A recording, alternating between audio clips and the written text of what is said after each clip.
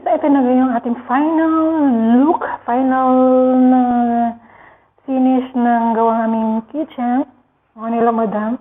So, ito na siya guys. Ang napalitan lang dito guys is yung ito, yung mga lamesa nito, marble. Same marble din pa rin siya. Ang color lang nito dati is black. And ito ngayon, it's white. Lahat yan white. And then, yung itong pinaka dito naman sa wall natin, sa dingding, wala siyang tiles dati. Plain lang na finishing lang siya na semento. Ngayon, nilagyan na lahat na yan is tiles na yung dingding. Yan. Diba ang kintab? And then, same pa rin yung pinto, yung salamin. And then, ang napalitan din is yung mga cabinet. Ganyan pa rin yung cabinet dati yan. Hanggang sa baba may cabinet din, hanggang dito. And then, may cabinet din doon. Ngayon, wala na. Panay ko na siya, ref na yun nandyan. Dati kasi isa lang yung ref namin dito. Ito lang maliit. Yung nandun siya dati. So, ngayon, yung mga ref na nasa baba, sa basement, inakyat, saka itong mga freezer. Yan. And then, yung kulay ng mga cabinet dati is white. So, yan ngayon is color brown. Yan, brown na siya. Same pa rin yung lababo namin. Dito pa rin siya yung faucet, tsaka filter. And then, dito pa rin siya. Nandyan pa rin yung exhaust. So, ito, pero bago na to. Bago na siya. Yan. So, pinalitan din siya.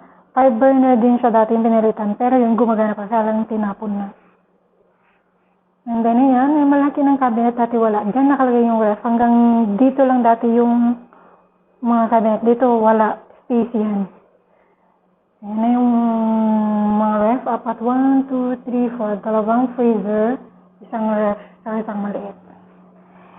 And then, yung floor dati is square lang dati yung size niya. Ito, ang haba. Yan.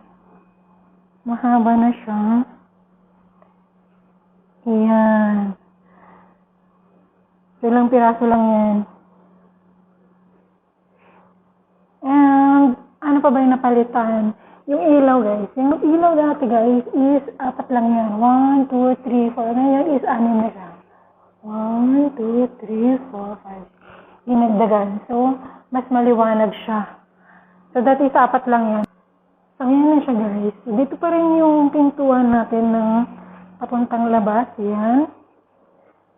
And then, ito yung mga cabinet. Ito yung roof natin. Wala masyadong pa. And then, ito yung freezer. So, ngayon lang siya, guys. Lalayan natin para mamontage.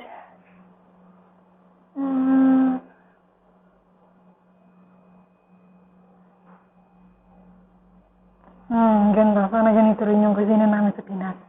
Sana na lang tayo pang mayaman na tayo, guys. So, that's it for today's video, guys. Thank you for watching. Please like, share, and subscribe. Bye!